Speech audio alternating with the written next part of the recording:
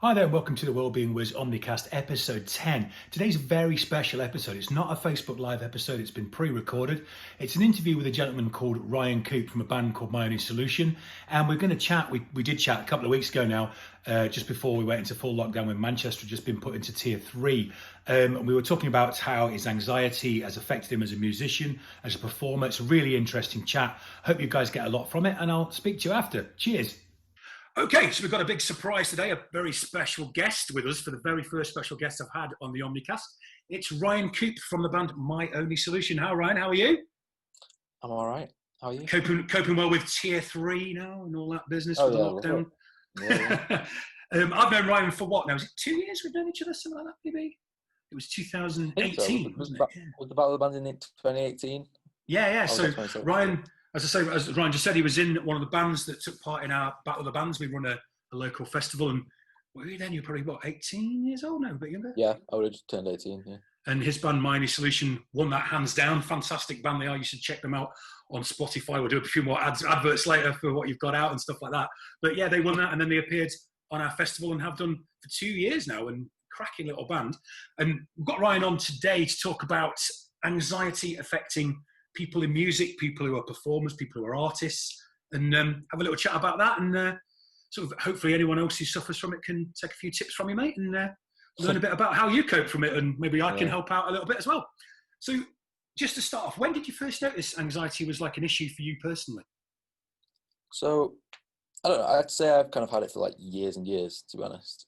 Because, so, as you know, I'm diabetic. Right, okay. And so, when I was first diagnosed and I was like 8 years old, something like that. Okay. From being 8 to the age of about 12, before you go to high school, it was all kind of fine and whatever. There was never an issue.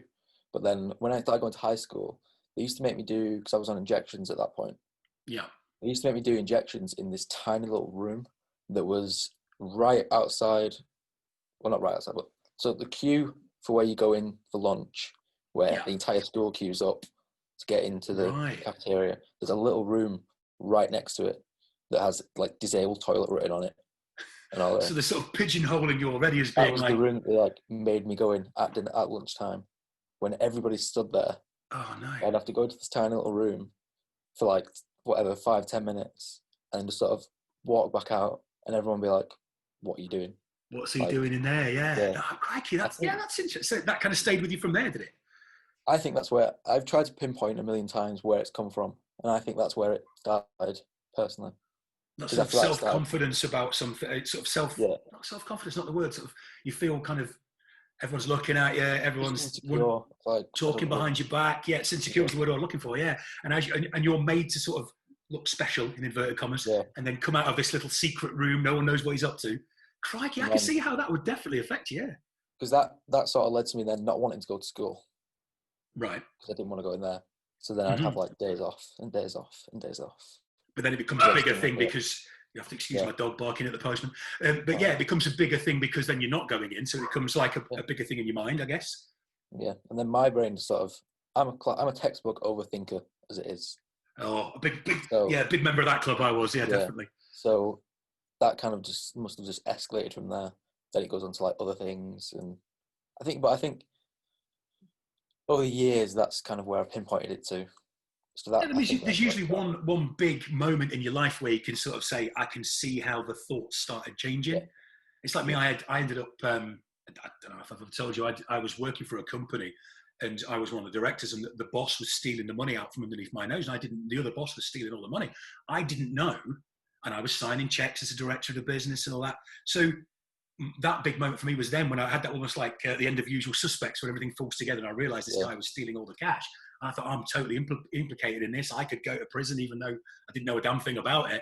And that's what started me. I started then overthinking about everything I was doing. It was like, is this real? Is that real? Are the police watching me? Starting to get paranoid almost about it. And there's usually one sort of trauma is the word I'm looking for, but something like that that you can link back at a moment that you can say, that's when I started overthinking or started feeling self-aware or worried about what people were thinking of me and all that.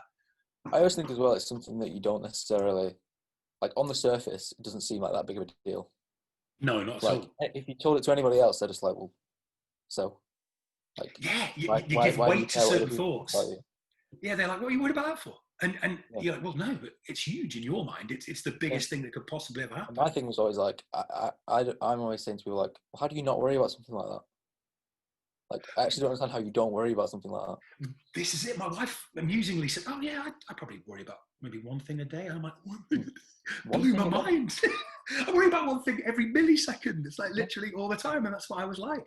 And so how does it affect you day to day? Does it stop you doing some things you'd like to do? Or, you know, do you sort of manage to mask it quite well?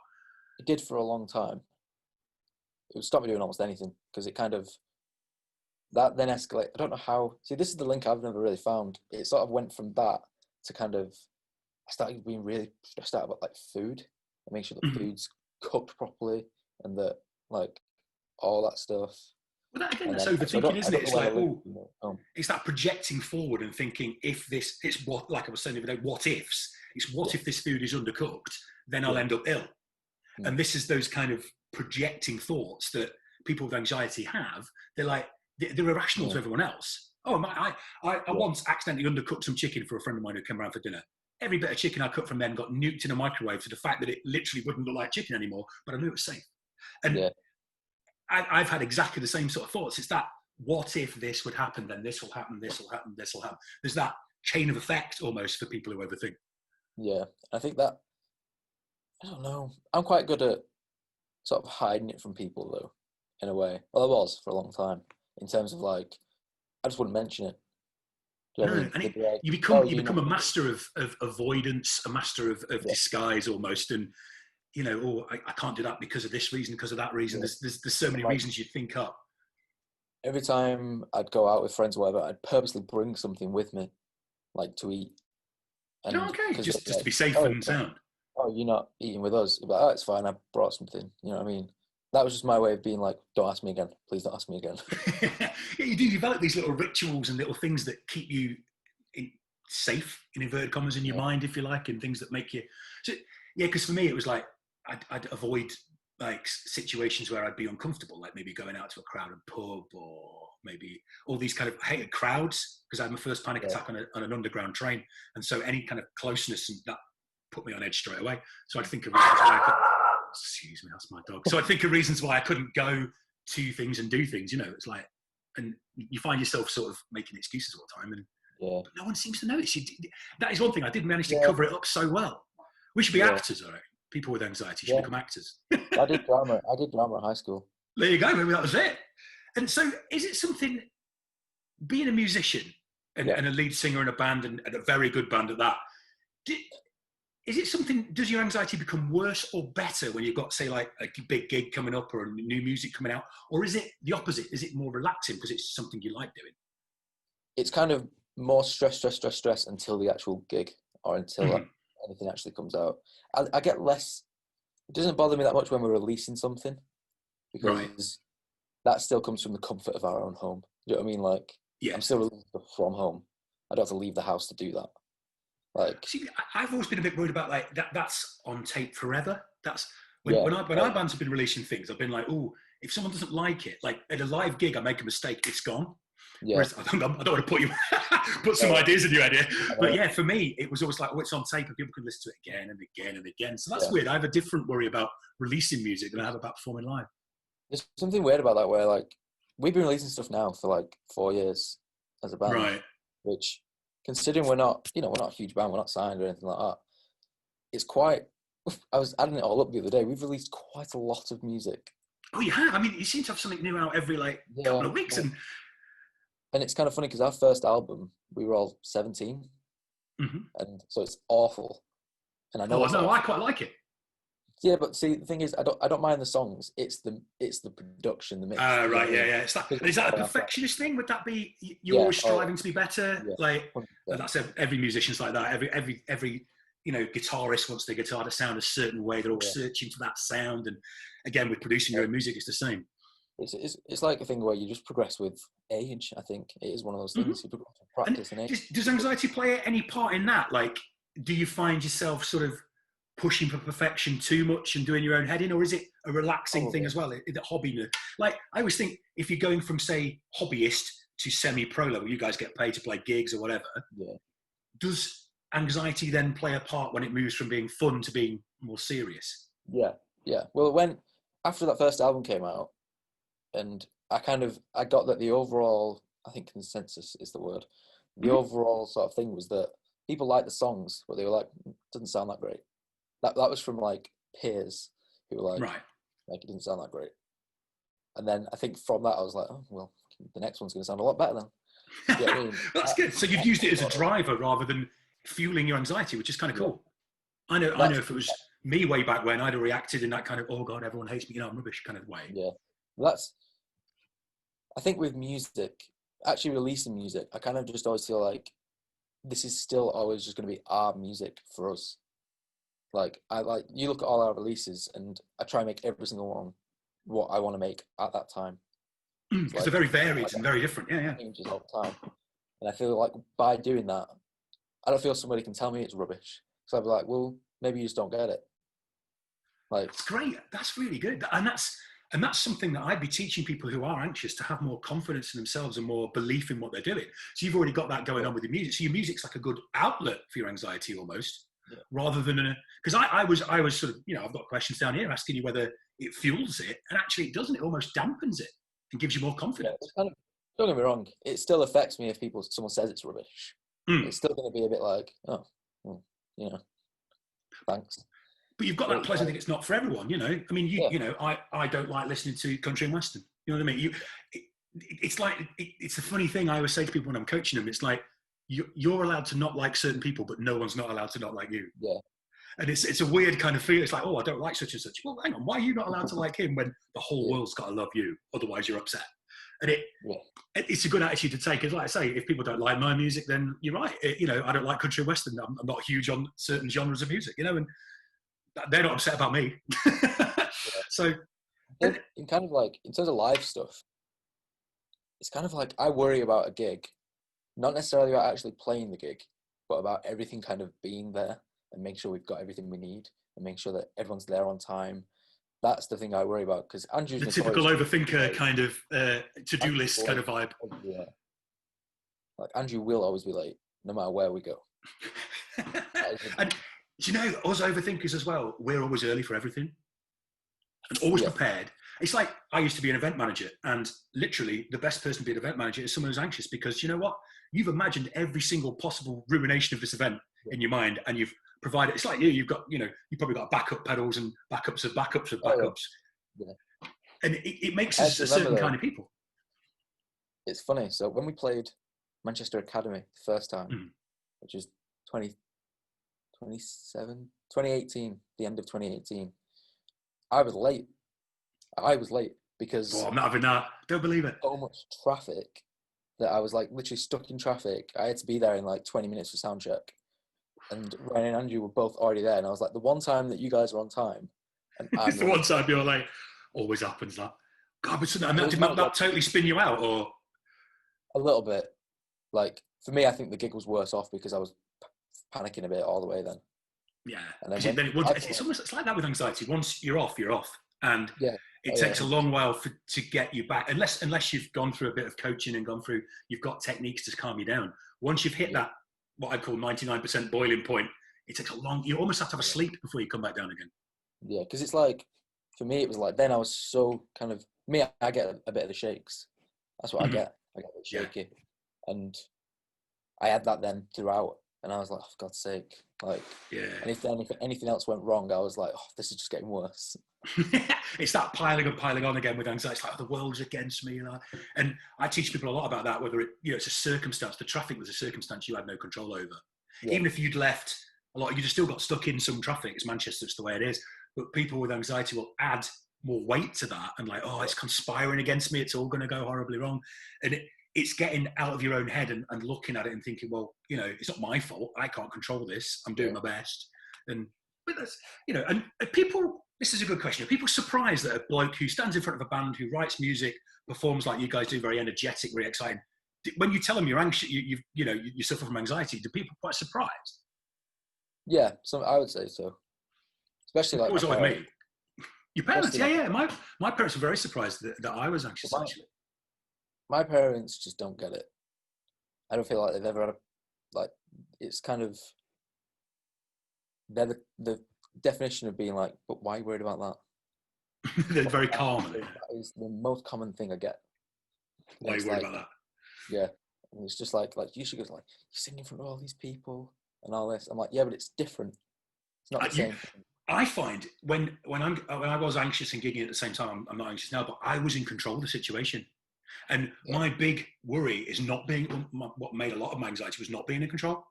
Yeah. And when you're the front man of a band, if you like, and you're playing and singing, that half an hour or that 45 minutes is your zone. You're in control of that. You know exactly what you're doing. You practiced it time and time again. You've probably written it yourself. Yeah. And it's like the opposite of being out of control. It's weird. So yeah, I can see how you get relaxation from it and fun from it and not as uptight as, I mean, you get stage fright, like nerves, if you like, but it's almost positive.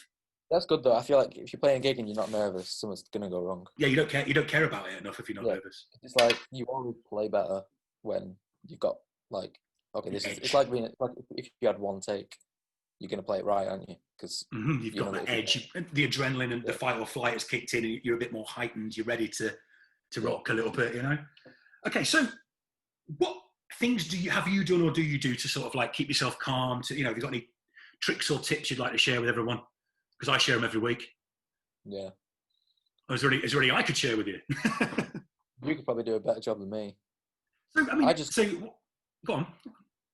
I don't know. My way of just kind of calming it down is just thinking like, right, you've done everything before. Like I suppose this is only kind of related to music, really, or kind of for anyone else who's in a band who suffers with it. My kind of always thing was I have nothing to worry about up until the moment I actually play it. And it's like, that's my way of trying to calm the situation before. It's like, I only have to be worried if I actually make a mistake and then I have to recover from it. And do you know what? That's actually a good tip for anyone doing anything, because it's like that, live in the moment, live in the now, don't project forward to a possible mistake you might make. Until you've made that mistake doesn't exist. Yeah. And if you like you say, you take it a moment by moment by moment. If you do make a mistake, then react and recover. Yeah. And you know what? That's a mistake. That's been my most recent way of kind of coping with it. And that's good. And to be honest, that's not just for musicians, that's for everybody. You know, it's like live in the moment. And that is one big thing I always, and also one thing I would do is like, I always suggest to people to look at their thoughts. And if your thoughts before that gig or whatever are, I'm going to make a mistake, you can kind of offset it and say, well, how many times have I played this song? How many mistakes have I made? And look at the facts around it. And what are the percentage chances of a mistake or not a mistake? It's almost like taking your thoughts to court and looking at them and going, is this real? Is this a fact, or is it me just worrying? Yeah, it's funny because we kind of, I don't know, we were kind of doing a lot of gigs at one point. I think throughout all of kind of 2018 and 2019, we must have done at least 2 or 3 a month sometimes. Wow. And it only, I'd say, got to the point of like the end of 2019 where I was like, guys, we played these songs enough, we can actually enjoy it. Yeah. Like, and it's that muscle memory and that. Yeah, because it's like, we played so many gigs that it almost got to the point of like the worrying of getting something wrong is kind of overshadowing the fun of actually doing it. Yeah. It's getting to the point where I was like getting a bit, and it literally was a moment where I was just like, we need to start having fun. Because like, we had fun when we first started and was just rehearsing in a room by ourselves. And it was like, in theory, it's no different. It isn't. It's getting back to the essence of why you did it in the first place, because it was fun to do. And it's 3 lads who get on really well and enjoy making music together. It's funny. It's not funny. It's kind of horrible that the only gig we've done this year was in January, which was Manchester Academy 3. Wow. And that was the best gig we've ever played. And it was like, we had so much fun. And then literally was like, oh, now we can't gig. I know, it's a kick in the teeth for a load of it. And have you done anything online or anything like that? Or like any sort of, maybe we should do that. Maybe. Then again, we're not allowed in each other's houses anymore, are we? Yeah. We've got something hopefully coming up by the end of this year. Oh, exclusive. That I'll tell you about later, that I can't quite say out yet. Righto. So, and maybe to wrap it all up, have you got any sort of advice or suggestion for anyone who like you is a performer, is a creative person, to get over their anxiety sort of in general? Do you think, I mean, I always say that your brain can be anxious or creative and you've got a choice. have you got any sort of suggestions? Is that what helps you feel better, being a bit creative and doing bits and bobs? Yeah, 100%. I feel like if I wasn't like, I'm kind of lucky in that I've got this little sort of studio set up. I was well impressed when we first started this call. You showed me, yeah, it was well cool. Real, look at that. It's the rug that makes it for me. Of course, I'm very jealous as well. I want space like that, but I haven't got it. Let's get kids in my bedrooms. Yeah, if I didn't have this space, I think I would have gone mad by now. Like, not being able to create would have driven me crazy. I know that. And through lockdown, you've kept yourself busy with that, have you? So keep your mind off stuff. Obviously, you don't need any of this to create. You can create with a guitar and record it on your phone. But in terms of, because I'm studying production and stuff, being able to produce stuff from home for me has been an absolute kind of must. I feel like. And do you feel if you're having like quite an anxious day, it helps to just go and do something creative? Yeah. Like there's about 16 different projects we've got going at the same time right now that are all they're all different. They all require their own attention. And so that's great. And that's keeping, like I say, it's keeping your brain agile. It's keeping it interested. It's giving it a path to go down rather than an anxious path to go down. It's the perfect thing to do. Yeah, 100%. Yeah. I feel like for anybody else, it's just kind of, if you're realizing that it's getting too much, don't ignore it. That would be my kind of thing. Best advice I could give anyone. Definitely. Talk to someone, even if it's your next door neighbour, your dog, whoever, just get it out, because while it's in here, it's a lot harder to deal with than when it's out there. That's what I mean. I feel like that's the difference between sort of musician or creatives and not. Like, our way of doing that is by creating music. Like, my way, especially, for getting stuff out, is by creating that music and creating that and getting any sort of like, if I'm feeling one kind of emotion one day, I'll try and make something that's the complete opposite. Right, okay. Like, if I'm really sad today, I don't want to write another sad song. You know that's a good technique, and go the opposite way. Yeah. Then almost force an emotion change. If I'm sad and I start writing about something that's sad, I'm just going to go further down the rabbit hole. It's just going to make it even more sad. So even if you're not a musician, you can be someone who likes to draw, or someone who likes to write, or even read, or whatever, watch a movie. So change, like almost switch it completely. Yeah. I think opposite, like an emotion switch, and go, right, okay, I'm going to watch a bloody Christmas film to cheer me up, or whatever your thing is. Do it. That's a really good bit of advice, right? That's fantastic. My thing was kind of, for years, my thing was just going for walks. Oh. Going for walks, listening to music. That is my thing, like, for years. And I even, like, when I went to therapy in the past, they're literally saying to me, like, don't stop doing that. No, and being in nature is one of the best things you can do as well. Yeah, freedom. Yeah. Perfect. Well, thank you so much, mate, for being so honest and for sharing some stuff that's quite really, hard to share sometimes. And, so you got, as you say on all these good shows, you got anything you want to plug at the minute? We just released a new EP called Life is the Thief. It's kind of this weird 4-track kind of like, there's some instrumental bits in there. There's a couple of kind of, I don't know, they're quite avant-garde, I would say. Quite sort of out there, a bit weird music. And it's kind of the first, I'd say, maybe the first in a new big long line of music. Wow. For sort of the end of this year and the past 4 years, I'd say, for us as a band with music. Like, next year for us with music is going to be completely different. And I've got so much stuff that I want to get out, that this was a perfect way. Because these were kind of leftover songs that I was like, they don't fit into any of the other places, but I still really like them. So I was like, right, well, we're going to put them together, put it out. That'll be the last thing this year.